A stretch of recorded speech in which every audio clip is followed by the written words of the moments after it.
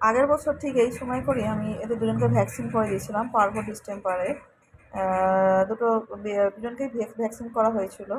তা আজকে আর ডোডো নেই, তাই চরকিরই সেবা যত্ন হচ্ছে। ওকে লিভার খাইয়ে দিয়েছি, কদিন পর ডিওয়ার্মিং হবে, তারপর ভ্যাকসিন করাবো। ওকে এখন খেতে আমি দেবো না, বেশ কিছুক্ষণ পর দেবো, কিন্তু ও তো আর সেটা বোঝে না। ও ভাবছে আমাকে মা কেন খেতে দিচ্ছে না, রোজই এরকম এখন কদিন ওর সঙ্গে ঘটছে এই কাণ্ডটা। কারণ আমি আগে ঘরেরগুলোকে দিয়ে তারপর বাইরেগুলোকে দিতে যাই। আর এই যে দেখতে পাচ্ছেন বাইরে 4টে এসে গেছে, একটা বেড়ালও আসে অবশ্য খেতে। এই 4টে টোটোকে নিয়েছিল 6টা, আরও আর একটা বাচ্চা ওইদিকে আসে, ওটাকেও দিতে যায়। ওটাও যেহেতু আসে বলে ও আলাদা বসে থাকে, এদের আক্রমণের ভয়তে ও কিন্তু খেতে আসতে পারে না।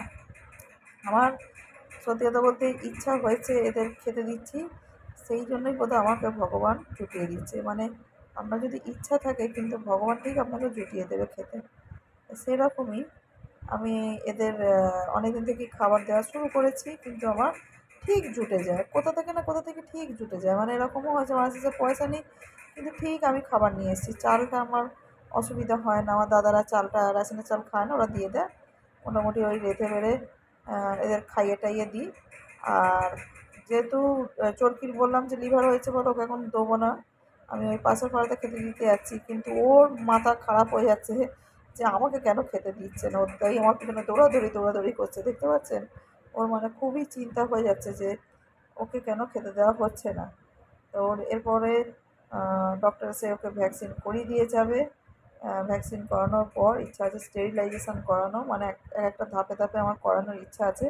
কারণ এর আগে যখন ওর বাচ্চা হয়েছিল, বাচ্চা শীতকাল করেই হয়েছিল, আমি সব রকম চাপাচুপি দিয়ে গুছিয়ে করে এসেছিলাম, কিন্তু ও কীভাবে যে মারা গেল আমি জানি না। একদিন যেহেতু ওকে দেখতে যেতে পারিনি, মানে ওই চৌবাচ্চা থেকে গুছিয়ে আমি মশারি কাটিয়ে সব দিয়েছিলাম।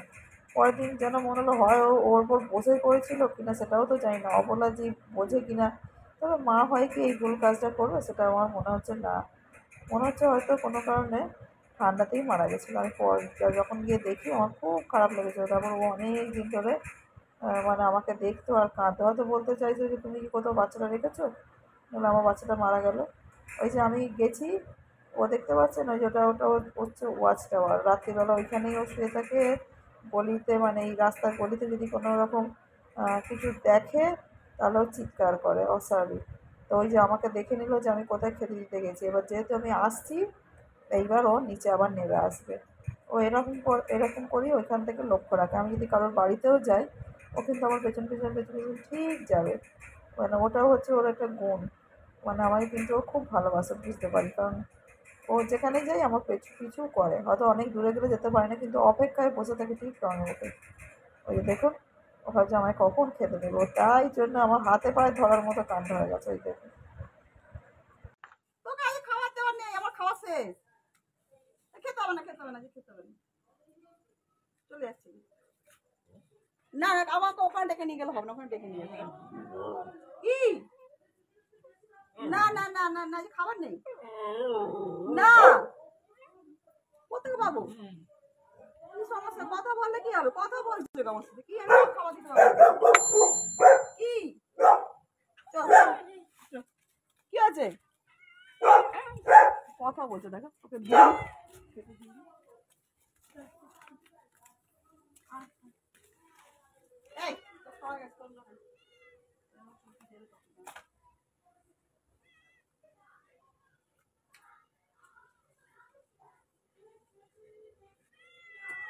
খাবি আরো এদিকে ওই ওপরে এখানে তো ওই নিচে কোথাও নেই। এইখানে দিয়ে দিয়েছি।